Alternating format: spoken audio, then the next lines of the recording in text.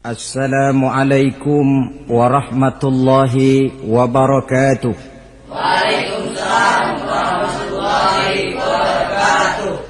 Alhamdulillahillazi ja'ala 'aidan li'ibadihil mu'minin.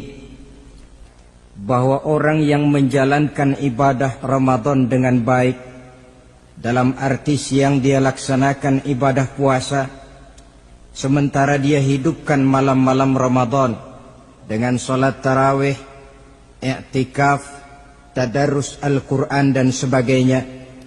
Orang yang semacam itu keluar dari Ramadan dijanjikan oleh Allah, ghufira lahu ma taqaddama min zambihi, diampunkan segala dosa yang pernah dia kerjakan.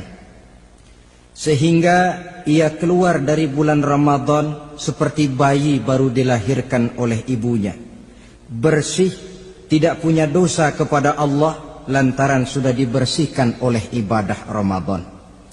Jadi dalam Islam dosa itu ditebus dengan taubat, dengan amalan kita sendiri, bukan dengan uang, tidak juga dengan beras.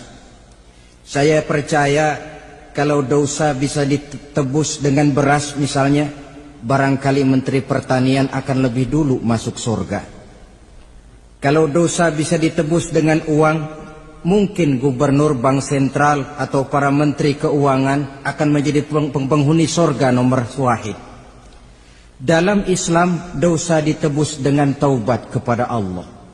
Orang yang melaksanakan ibadah dengan baik di bulan Ramadan, keluar Ramadan, masuk 1 Syawal seperti bayi baru dilahirkan oleh ibunya. Pantas dia mengucapkan minal aidin, semoga kami termasuk orang yang kembali kepada fitrah, suci, bersih. Dia rayakan hari itu, hari di mana dia kembali kepada kesucian. Itulah hakikat daripada Idul Fitri. Dengan kata lain, Idul Fitri ini tidak bisa dilepaskan kaitannya dengan ibadah Ramadan. Hanya oleh karena kita melaksanakan ibadah Ramadan, maka kita rayakan Idul Fitri. Dengan bahasa yang lebih langsung, sebenarnya yang berhak merayakan Idul Fitri mereka yang mengisi Ramadan dengan kegiatan ibadah. Saudara-saudara kaum muslimin yang berbahagia, lalu bagaimana prosesnya?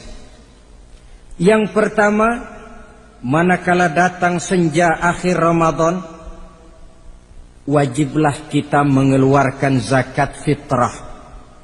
Sebab Rasulullah sallallahu alaihi wasallam bersabda, "Saumul 'abdi mu'allakun ma baina as-sama'i wal ardi hatta yu'addiya shadaqatal fitri."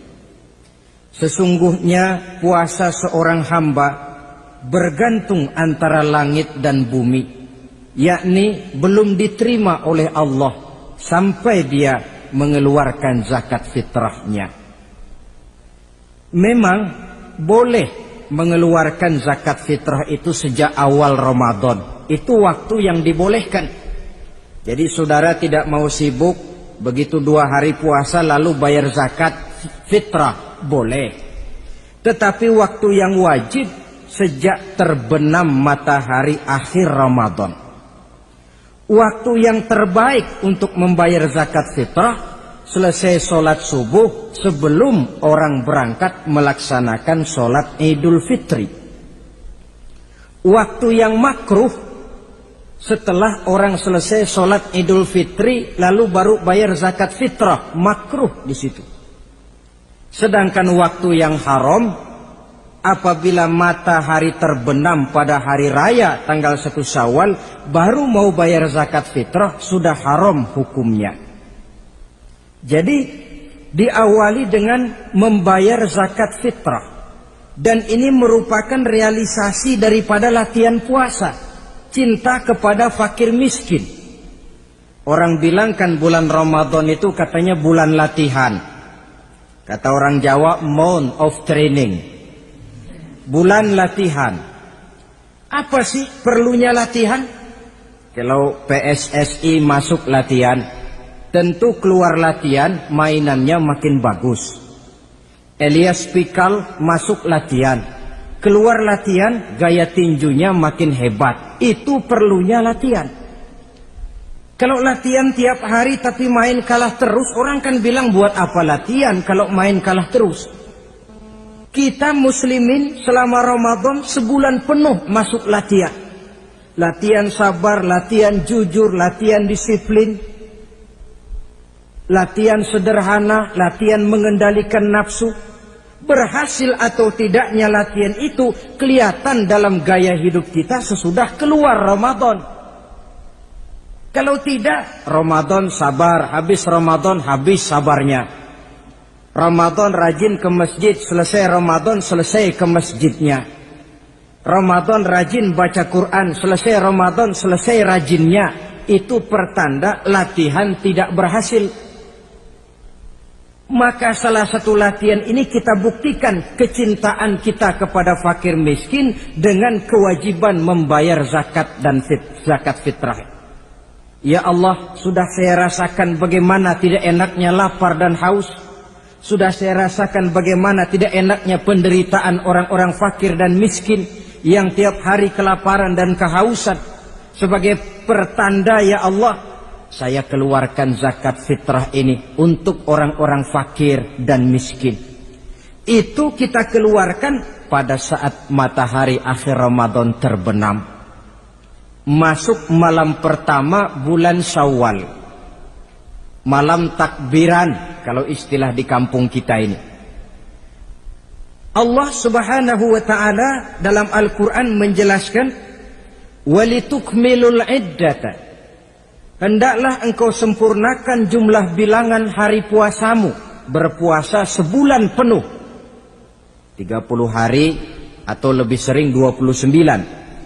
Bila sudah sempurna hari puasa itu, walitukabbirullah, hendaklah engkau agungkan Allah, hendaklah engkau bertakbir.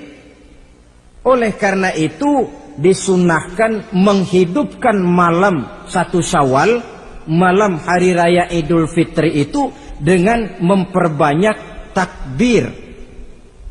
Sejak matahari terbenam selesai sholat maghrib, kita kumandangkanlah kalimat takbir itu dari rumah ke rumah, dari surau ke surau, dari masjid ke masjid, dari kampung ke kampung, pertanda rasa syukur kita yang tiada terhingga kehadirat Allah subhanahu wa ta'ala, Tuhan yang Maha Esa dan Maha Kuasa. Entah kenapa, bila matahari akhir Ramadan terbenam, datang malam 1 Syawal, berubah perasaan kita. Sedih menjadi gembira, sukar menjadi mudah, hati yang tadinya digenangi air kebencian berubah menjadi hati yang penuh dengan cinta kasih kepada sesama. Kumandang takbir bagi orang-orang yang hidup tinggal di rantau, mengingatkan dia kepada kampung halamannya. Terkenang dia sungai tempat dia mandi, lapangan tempat dia bermain. Oi kampuang nan jauh di mato katanya. Sehingga orang-orang yang tinggal di tanah rantau diusahakannya benar supaya bisa berlebaran pulang mudik katanya, nak berkumpul dengan sanak keluarganya supaya lebih mudah bersilaturahmi sambil mengenang masa-masa lalu di kampung halaman. Jadi setelah zakat fitrah kita tunaikan, sambutlah malam Idul Fitri itu dengan memperbanyak takbir. Ini disunahkan. Menghidupkan malam lebaran dengan memperbanyak takbir, bukan memperbanyak bakar petasan. Itu kan pekerjaan mubazir, dan mubazir itu jelas perbuatan setan. Ada yang bilang katanya bakar petasan itu nambah syiar. Syiar macam mana datang dari petasan? Sebagian lagi berjaga-jaga juga, tapi bukan dengan memperbanyak takbir. Bergadang-gadang di pinggir jalan, ngebut dengan kendaraan aneka warna. Tidak itu yang diajarkan agama. Berkumpul kita di surau, berkumpul kita di masjid, paling kurang berkumpul di rumah dengan keluarga. Ramai-ramailah kita bertakbir, memanjatkan puji dan syukur kepada Allah. Ya Allah, kalau tidak lantaran petunjukmu, Sulit rasanya melaksanakan perjuangan yang berat sebulan penuh ini. Melatih diri, membina takwa, mengharap ridho. Dengan lapar, melilit perut. Dengan haus, mencekik kerongkongan. Bersyukur kami kepadamu ya Allah. Dan sebagai pertanda kami kumandangkan kalimat takbir. Memuji keagungan dan kebesaranmu. Allahu Akbar, Allahu Akbar, Allahu Akbar. Walillahil hamd. Saudara-saudara kaum muslimin rahimakumullah. Di dalam satu hadis dari Ubadah bin Samit diriwayatkan oleh Imam Tabrani, bersabda Rasulullah sallallahu alaihi wasallam, "Man ahya lailatal fitri lam yamut qalbuhu yauma tamutul qulubi." Barang siapa yang menghidupkan malam Idul Fitri, maka hatinya itu tidak akan pernah mati pada saat hati-hati orang lain menjadi mati. Kita yang paling khawatir dalam hidup ini, pada saat hati kita sudah mati selagi jasad masih hidup, menjadilah kita bangkai berjalan dalam pandangan Allah. Badan hidup tapi hati mati, bangkai berjalan dalam pandangan Allah. Jadi ini hakikat merayakan Idul Fitri. Puasa Ramadan sebulan penuh, malamnya ibadah, menunaikan zakat fitrah, lalu malamnya menghidupkan malam dengan takbiran. Yang terjadi kan kita lihat adat yang dibesarkan, ibadat ditinggal. Puasa tidak, tarawih apalagi, lebaran kurang seminggu sudah lebih sibuk dia daripada yang puasa. Ke pasar kayaknya pasar mau dibeli semua. Rumah pun dicat, dikapur, baju diperbarui. Itu kan kulit. Memang lebih bagus kalau kulitnya baik, isinya pun baik. Tapi yang lebih penting daripada sekedar kulit adalah isi. Hakikat merayakan Idul Fitri kembali kepada kesucian. Kita bersih, tidak punya dosa kepada Allah. Itu kita rayakan. Dengan apa? Nah, oleh seorang ulama, Al-Imam Zakiyuddin Abdul Azim bin Abdul Quwa Al-Munziri, diberikan contoh bagaimana Rasulullah sallallahu alaihi wasallam itu merayakan Idul Fitri. Beliau berkata, yuhibbu sallallahu alaihi wasallam ayyuqabilal 'ida bil bisri was surur. Rasulullah sallallahu alaihi wasallam cinta, senang menyambut Idul Fitri bil bisri was surur, dengan muka gembira dan dengan sikap sukacita. Jadi merayakan Idul Fitri bil bisri was surur, muka menunjukkan kegembiraan. Kenapa gembira? Sudah berhasil berjuang sebulan penuh. Bukan gembira lantaran di rumah banyak dodol, kue, pakaian serba baru, sepatu pun serba baru. Bukan itu yang kita gembira. Gembira lantaran telah berhasil berjuang mengalahkan nafsu, memenuhi perintah Allah, melaksanakan puasa. Gembira lantaran kita kembali suci seperti bayi baru dilahirkan oleh ibunya. Bil bisri, muka menunjukkan kegembiraan, cerah di malam itu sampai di hari lebarannya. Jadi walaupun barangkali oleh karena kesulitan ekonomi tidak terbeli itu baju yang baru, tidak terbeli itu sepatu yang baru, tidak terbeli itu makanan dan kue seperti tetangga, jangan sampai mengurangi kegembiraan kita.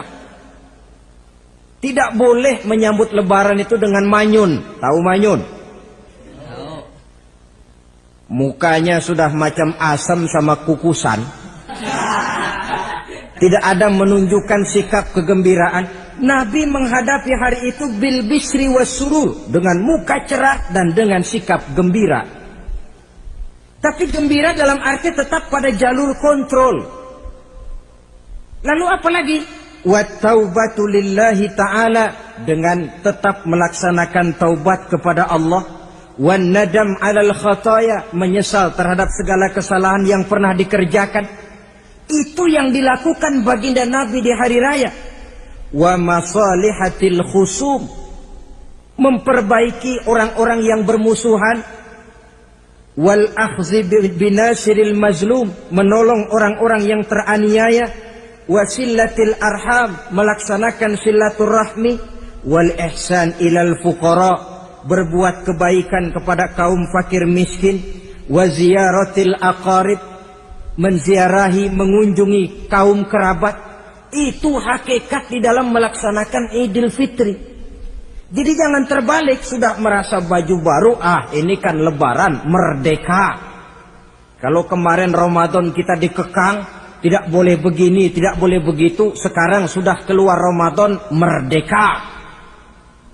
Lalu dirayakannya Idul Fitri dengan bermabuk-mabukan, dengan judi, dengan perbuatan zina. Itu sama saja dengan baju baru habis dicuci sudah diceburin lagi ke dalam comberan.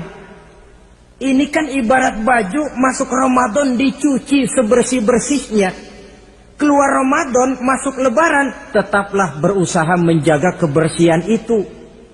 Kalau ditinggalkan Ramadan merasa merdeka, melemparkan lagi diri ke lembah dosa, sama saja baju yang sudah putih bersih ditriska bagus-bagus tapi lalu dilemparkan lagi ke dalam comberan. Na'udzubillah min zalik. Saudara-saudara kaum muslimin yang berbahagia, jadi setelah zakat fitrah kita bayar, hidupkan malam Idul Fitri itu dengan mengumandangkan kalimat takbir. Lalu bila datang sholat subuh di pagi hari pertama bulan Syawal, kita laksanakanlah sholat subuh itu berjamaah. Jangan sampai terbalik, saking kepengennya sholat Idul Fitri, subuhnya enggak. Ini kan sama saja kata orang nyari jarum kapak hilang. Tidak membela yang sunnah, yang wajib disia-siakan. Sholat Idul Fitri itu sunnah saja hukumnya, sholat subuh wajib. Masakan yang wajib kita tinggalkan, lalu yang sunnah kita kejar-kejar? Terbalik tentunya. Lalu manakala usai kita sholat subuh masih mengumandangkan takbir, bersiap-siaplah kita untuk berangkat menunaikan sholat Idul Fitri. 2 rakaat, lalu diiringi dengan khutbah hari raya Idul Fitri. 2 khutbah seperti khutbah Jumat itu, khutbah pertama dan khutbah kedua. Kalau selesai melaksanakan sholat Idul Fitri, maka kembalilah kita ke rumah dengan suasana gembira. Untuk apa? Untuk berhalal bihalal. Istilahnya untuk berlebaran, saling meminta maaf. Kenapa? Dengan ibadah Ramadan, dosa kita kepada Allah insya Allah bersih. Tapi kan kita tidak cuma berbuat dosa kepada Allah, kita juga berbuat salah kepada sesama manusia. Dosa kepada Allah, taubat langsung kepadanya, sonder pakai calo. Tidak bisa saudara bikin dosa kepada Allah, datang ke rumah saya, Pak inilah saya kasih uang, tolong mintakan taubat saya kepada Allah. Ya tidak bisa. Dosa kepada Allah langsung bertaubat kepadanya. Tapi dosa kepada sesama manusia, Allah belum akan memberikan ampun kalau kita belum minta maaf kepada yang bersangkutan. Ini sulitnya. Kalau saudara dosa meninggalkan sholat, taubat kepada Allah. Tapi kalau dosa kepada sesama manusia, saudara mencuri sendal orang, cara taubatnya bagaimana? Pertama menyesal, kenapa mencuri?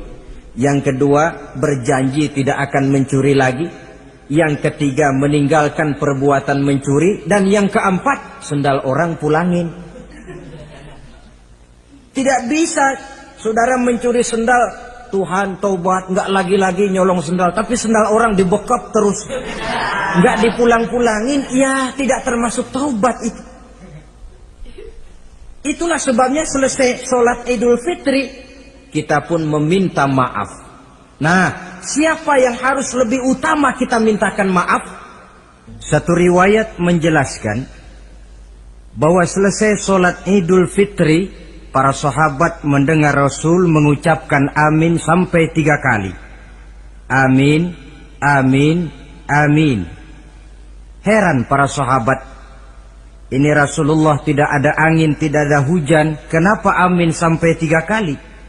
Mereka pun bertanya, "Ya Rasul, tadi amin sampai 3 kali kenapa?" "Kalian tidak tahu?" "Tidak tahu ya Rasul." "Begini, tadi itu selesai sholat, turun malaikat Jibril kepada saya. Beliau berkata, 'Ya Muhammad, saya hendak berdoa kepada Allah. Maukah kau mengaminkan?' Silahkan Jibril, berdoalah, saya akan mengaminkan." Rasul berdoa, Nabi mengaminkan. Doanya berisi 3 macam permohonan, maka Rasul pun 3 kali mengucapkan amin. Logikanya, kalau sudah malaikat Jibril yang berdoa, lalu Rasul yang mengaminkan, apa iya doanya itu meleset?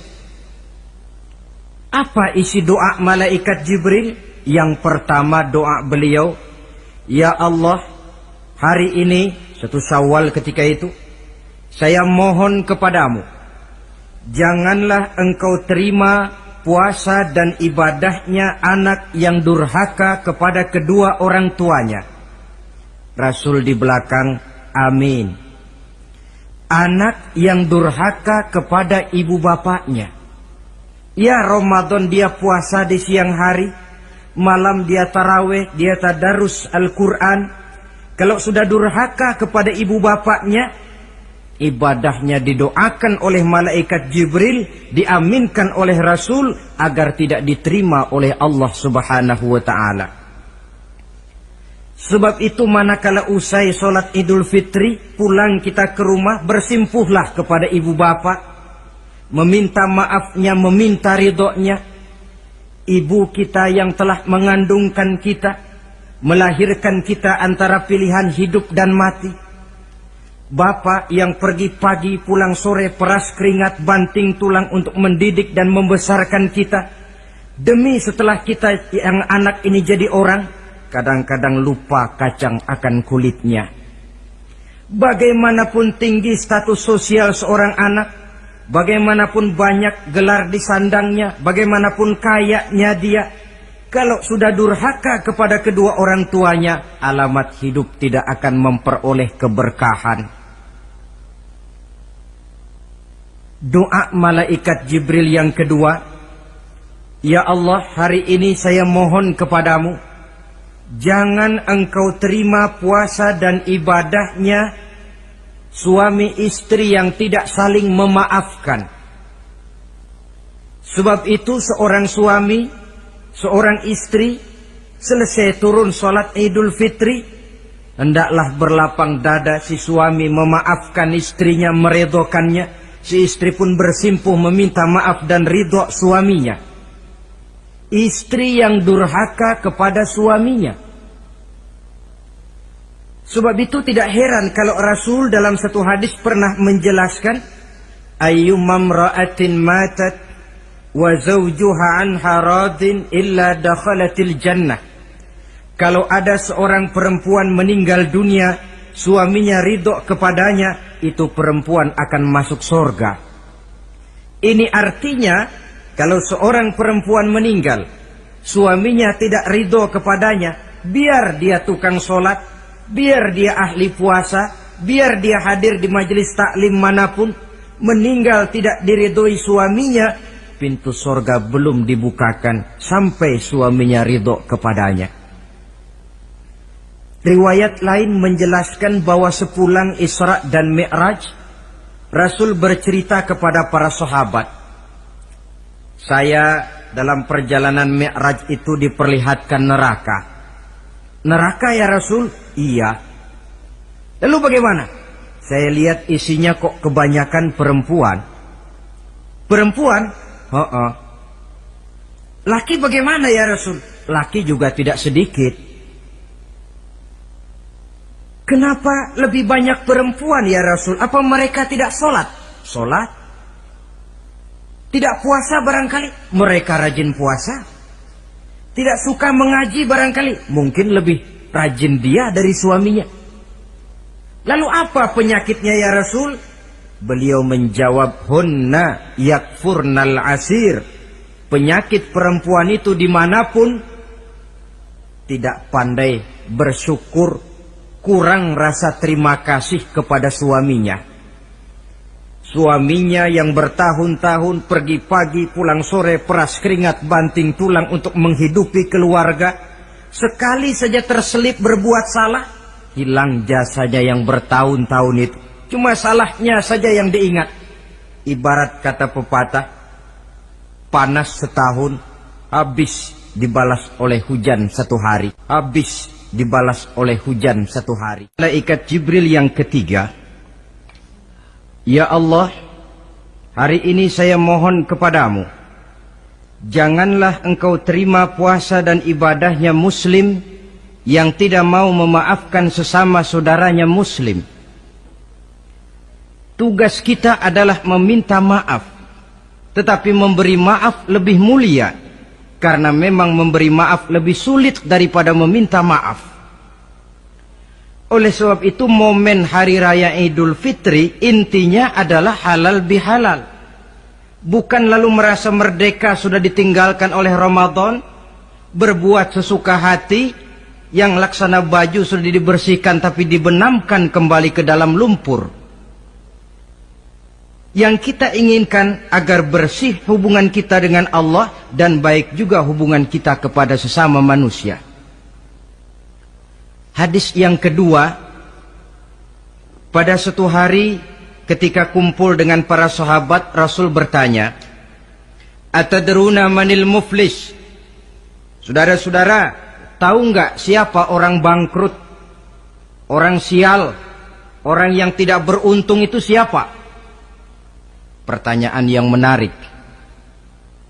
Jawaban sahabat macam-macam. Ada yang bilang al-muflisu fina man la dirham lahu wala mata'. Ya Rasul, menurut pendapat kami orang yang bangkrut, orang yang sial, yang tidak punya duit dan tidak punya harta. Itu jawab sahabat, dan begitu jawab banyak orang sekarang. Siapa yang banyak uang raja dia, yang tidak punya uang bangkrut dia. Sampai-sampai pepatah orang Arab bilang, innad darahima fil amakini kulliha taksur rijala mahabatan wa jalala. Uang itu di mana-mana katanya bikin hebat orang yang memilikinya. Coba lihat orang yang tidak punya uang dengan yang punya uang, jangan gaya hidupnya, gaya jalannya saja lain. Coba orang kerja itu hari Kamis sama hari Sabtu lain jalannya. Hari Kamis loyo, lesu, manyun. Tapi kalau sudah hari Sabtu gagah bukan main. Kenapa? Ada uang di kantongnya. Wahia lisanun liman arada fasahatan. Uang adalah lidah yang paling fasih untuk bicara.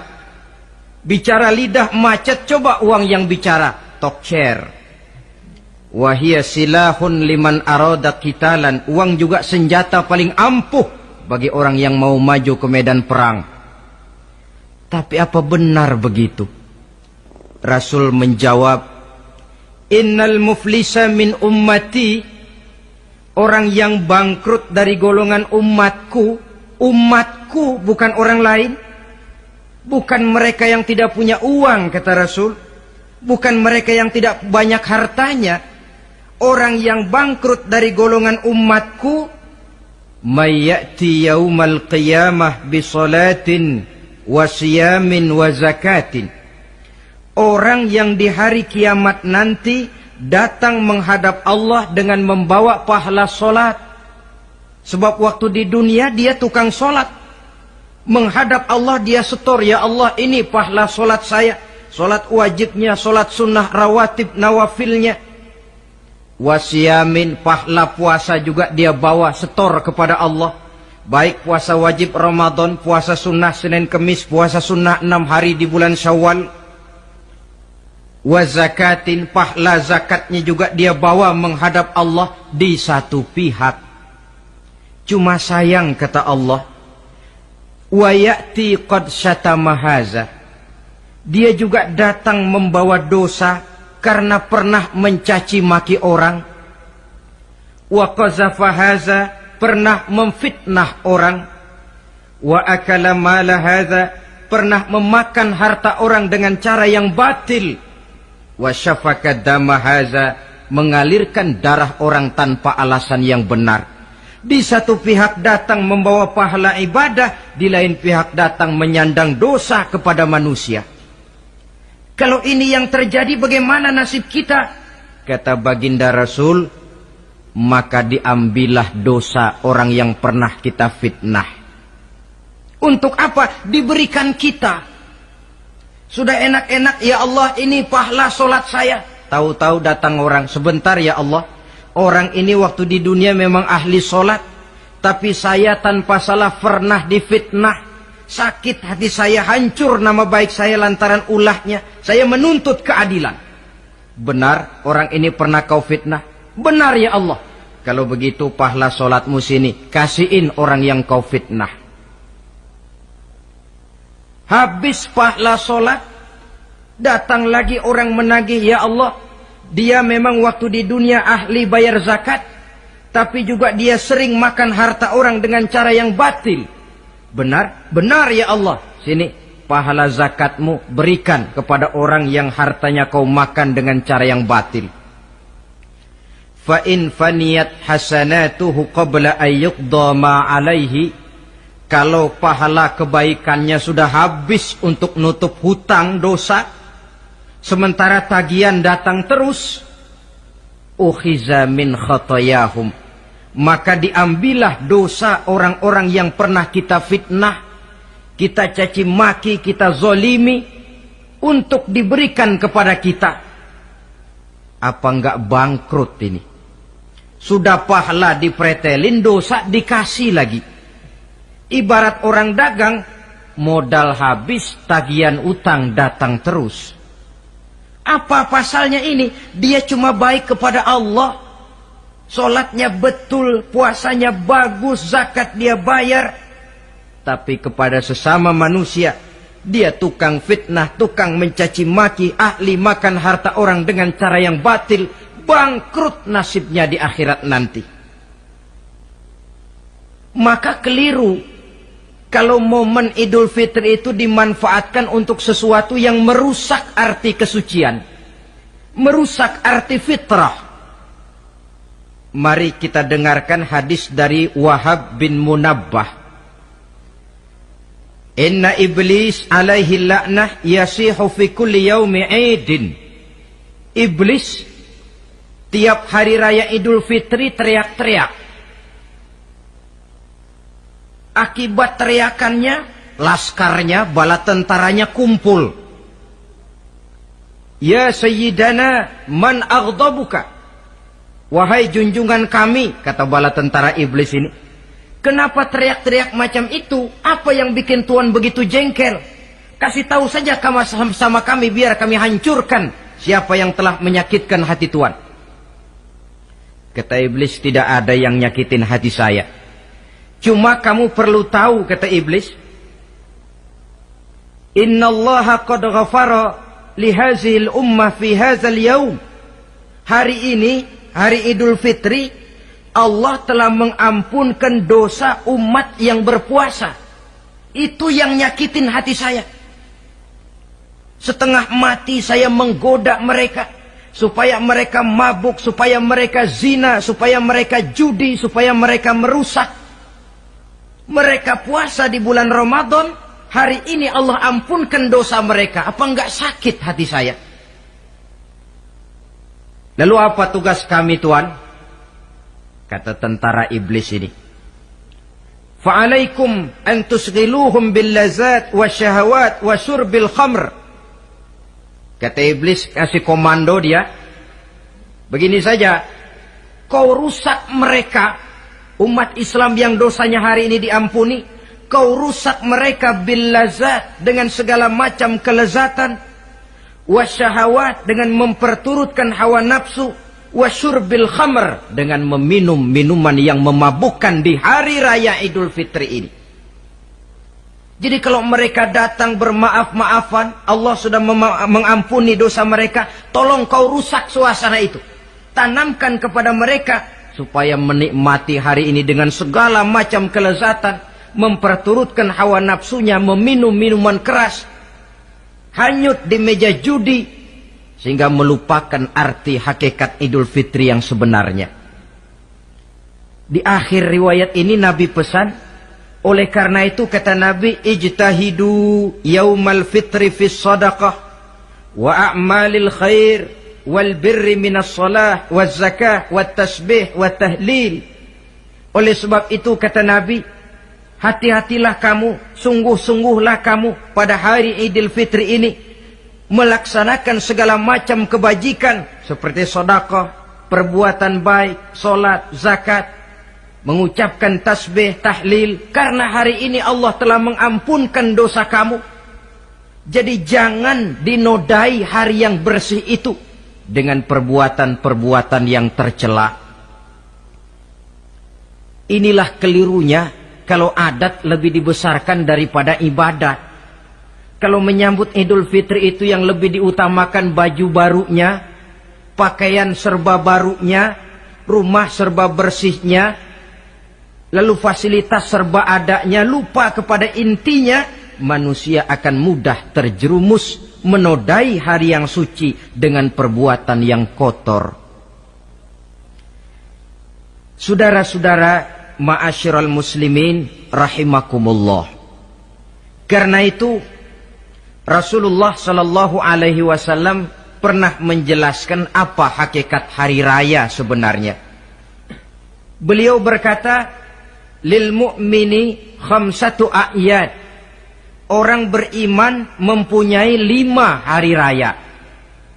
Yang kita tahu kan gampangnya Idul Fitri, Idul Adha, kan itu. Rasul berkata, orang beriman sebenarnya mempunyai 5 hari raya. Hari raya yang dia rayakan dengan kegembiraan. Kapan saja itu? Pertama, kullu yaumin yamurru 'alal mu'min wa la yuktabu 'alaihi zanbun. Setiap hari yang dilalui oleh seorang mukmin tanpa Allah menulis dosanya, itulah hari raya baginya. Jadi kalau berlalu satu hari dan hari itu kita tidak melakukan dosa satupun, itu hari raya. Dengan kata lain, bergembiralah seorang mukmin kalau dia bisa melewati satu hari tanpa di hari itu dia melakukan dosa. Itu hari raya. Aduh, saya girang benar hari ini. Kenapa? Hari ini tidak ada dosa yang saya kerjakan rasanya. Hari raya pertama adalah hari di mana kita lewati tanpa melakukan dosa. Kira-kira bisa nggak satu hari lewat tanpa dosa? Ya, bukan cuma sekedar mau, tapi berusaha untuk bisa. Ini hari raya yang pertama. Yang kedua kata Nabi, al-yawmul ladzi yakhruju fihi minad dunya bil iman wasyahadah wal ismah min kaidis syaitan. Hari di mana dia keluar meninggalkan dunia ini, kembali kepada Allah bil iman, dengan membawa iman, wasyahadah, mengucapkan 2 kalimat syahadat, wal ismah min kaidis syaitan, dan selamat dari tipu daya setan. Saudara-saudara, mati membawa iman, sempat mengucapkan 2 kalimat syahadat, selamat dari tipu daya setan, itu hari raya kita. Sebab apa? Yang paling kita khawatir kalau sudah meninggalkan dunia tanpa membawa iman, tidak sempat mengucapkan 2 kalimat syahadat. Nah, supaya kita mati bisa mengucapkan 2 kalimat syahadat, caranya bagaimana? Ya tergantung latihan dan kebiasaan. Orang kepengen kaya mesti latihan kaya. Orang kepengen bisa nyanyi mesti latihan nyanyi. Orang yang dalam hidupnya sering mengucapkan 2 kalimat syahadat, insya Allah di akhir hayatnya pun kalimat itu yang akan diucapkannya. Makanya kalau Allah pesan, la tamutunna illa wa antum muslimun, jangan kamu mati kecuali dalam Islam. Bagaimana supaya kita mati dalam Islam? Hidup ini pun biasakan dalam Islam. Hanya mereka yang membiasakan hidup secara Islam, insya Allah bisa mati dalam lingkungan Islam. Ini hari raya yang kedua. Yang ketiga, al-yaumul lazi yujawizu fihi sirat wa ya'manu min ahwalil qiyamah. Hari di mana dia lewat di atas sirat dan aman dari huru-hara hari kiamat. Lewat di atas sirat dengan selamat, itu hari raya yang membawa kegembiraan. Yang keempat, al-yaumul lazi yadkhulu fihi al-jannah wa ya'manu minal jahim. Hari di mana dia masuk ke dalam surga dan aman dari siksaan neraka. Hari raya terakhir, al-yaumul lazi yanzuru fihi ila rabbih. Hari di mana dia bertemu dengan Allah Tuhannya. Itu hari raya terbesar. Masuk surga itu enak, tapi bertemu Allah jauh lebih enak. Sama saja kita masuk istana negara itu nikmat, tapi bertemu presiden jauh lebih nikmat. Mungkin begitu masuk istana negara kita heran, kagum melihat lukisan, melihat dekorasi. Tapi begitu bertemu dengan kepala negara, lupa kita dengan indahnya bangunan istana negara. Mungkin ketika masuk surga kita kagum, begitu luar biasa kenikmatannya. Ketika bertemu dengan Allah, hilang kenikmatan surga, tertutup oleh nikmatnya bertemu Allah. Ma'asyiral muslimin rahimakumullah. Nah, lalu ada satu tradisi di negara kita ini yang disebut acara halal bihalal. Di Arab ini tidak ada. Dan memang halal bihalal itu bahasa Arab yang di Arab sendiri tidak terpakai. Halalun bihalalin artinya saling halal menghalalkan. Maksudnya saling maaf memaafkan. Kemarin saudara tanpa salah saya pukul, haram. Kesempatan ini tolong dihalalkan, artinya tolong dimaafkan. Karena kita bertemu seorang-seorang sulit, datang dari rumah ke rumah pun memakan waktu. Biasanya pun orang mengadakan acara kumpul, entah itu organisasi, entah itu kantor, entah itu keluarga besar, kumpul dalam satu acara yang lazimnya mereka sebut dengan halal bihalal. Rangkaiannya tidak terpisahkan dari puasa Ramadan, Idul Fitri, dan halal bihalal. Artinya, karena kita melaksanakan puasa di bulan Ramadan, maka kita rayakan Idul Fitri. Di dalam merayakan Idul Fitri, kita laksanakan acara halal bihalal. Tidak terpisahkan. Tapi rupanya halal bihalal ini sudah jadi milik nasional. Ya, kita ikut bersyukur menjadi milik nasional. Tetapi yang paling merasakan nikmatnya tentu mereka yang mengikuti prosesnya sejak semula. Pelaksanaan ibadah puasa, melaksanakan zakat fitrah, menunaikan sholat Idul Fitri, sampai kepada berhalal bihalal. Kemudian satu hadis lagi, Rasulullah sallallahu alaihi wasallam bersabda, isnani la yanzurullahu ilaihima yaumal qiyamah. Ada dua golongan manusia yang di hari akhirat nanti tidak akan dipandang oleh Allah, tidak akan diopeni oleh Allah. Siapa mereka? Pertama qati'ur rahim, yang kedua jarus su'i. Orang yang memutuskan silaturahmi dan tetangga yang jahat dengan tetangganya. Sebagai uraian penutup, saya ingin mengajak kita semua untuk merenungi firman Allah dalam surah Al-A'la ayat 14 sampai dengan ayat 17. Qad aflaha man tazakka wa dzakara isma rabbih fasalla bal tu'thiruna al-hayata ad-dunya wal akhiratu khairu wa abqa. Qad aflaha man tazakka, sungguh telah beruntunglah orang-orang yang membersihkan dirinya. Ada yang mentafsirkan sungguh beruntung orang-orang yang telah menunaikan zakatnya. Sebab apa? Diri, jiwa, ini kan bukan milik kita, milik Allah. Kita ini cuma hak pakai. Seperti saudara, saudara ini baju saya, saudara punya hak pakai. Kalau waktu saya ambil baju itu kotor, tentu marah saya sebagai pemiliknya. Tetapi ketika saya ambil baju itu memang bersih, terpelihara dengan baik, senang hati saya. Qad aflaha man tazakka. Sungguh telah beruntung orang-orang yang membersihkan jiwanya. Dia puasa di bulan Ramadan, malamnya dia tarawih, zakat fitrah pun dia bayar. Wa dzakara isma rabbih. Lalu dia menyebut nama Tuhannya dengan mengumandangkan takbir, bersahut-sahutan di malam hari raya Idul Fitri itu. Fasalla, lalu dia laksanakan solat Idul Fitri. Lalu apa? Bal tu'sirunal hayatad dunya. Tapi mengapa kamu lebih memilih gemerlapnya dunia? Melupakan inti, melupakan isi dengan mengambil kulit. Merayakan Idul Fitri dengan lupa diri, lupa daratan, bermabuk-mabukan, tenggelam di meja judi, hanyut di lembah zina. Bal tu'sirunal hayatad dunya. Kau utamakan megahnya dunia, kau kejar gemerlapnya dunia, kau lupa hakikat Idul Fitri itu. Wal akhiratu khairun wa abqa. Padahal akhirat itu lebih baik dan lebih kekal bagi kamu. Dunia yang segala kemampuan yang ada kita kerahkan untuk mengejarnya merupakan kenikmatan yang kalau ketimbang kenikmatan akhirat, berapalah lamanya.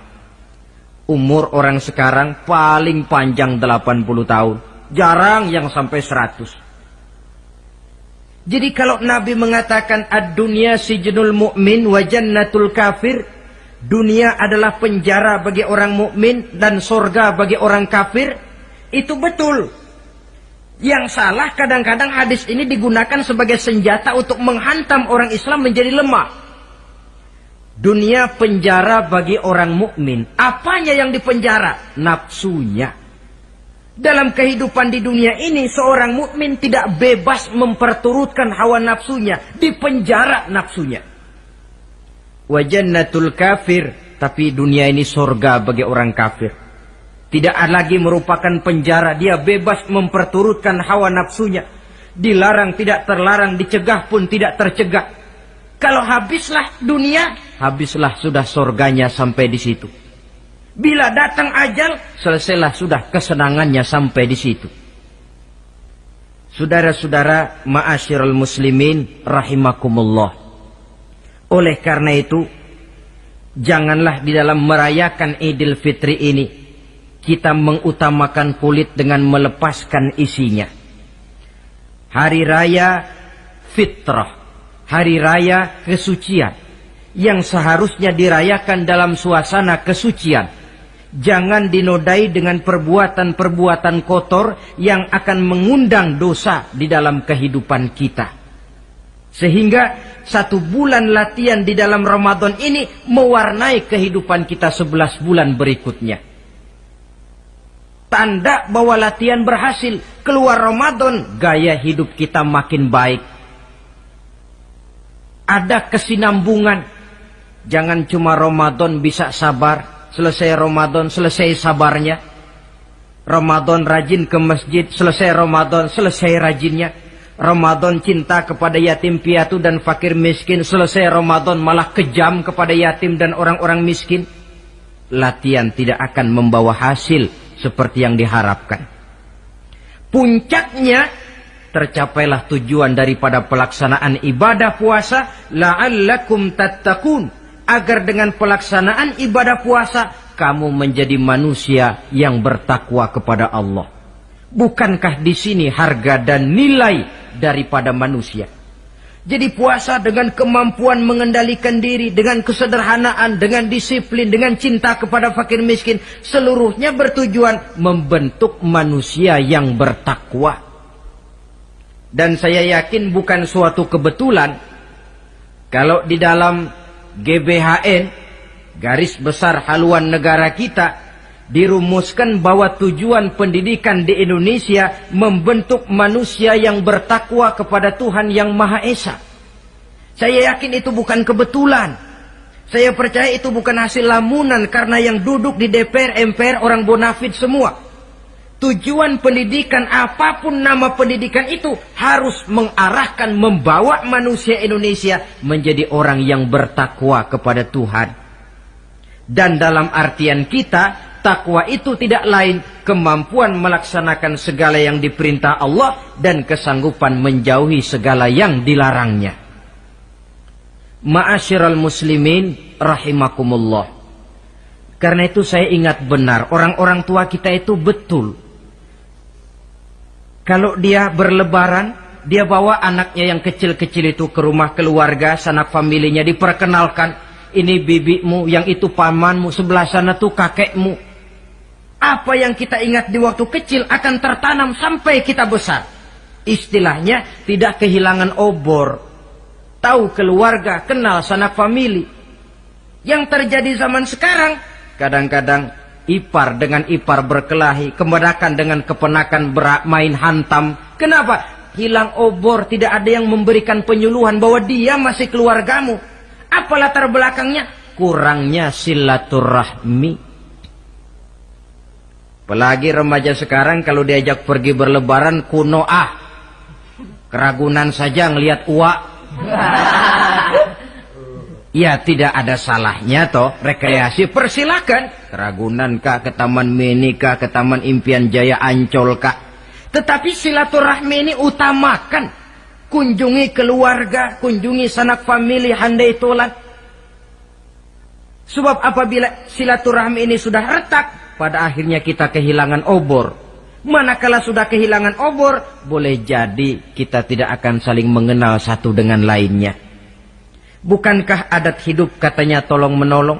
Bila kita merupakan satu keluarga besar, mungkin ada kelemahan di bidang pendidikan, yang lain maju di bidang ekonomi, saling membantu sehingga terwujud di mana yang satu menunjang kemajuan bagi yang lainnya.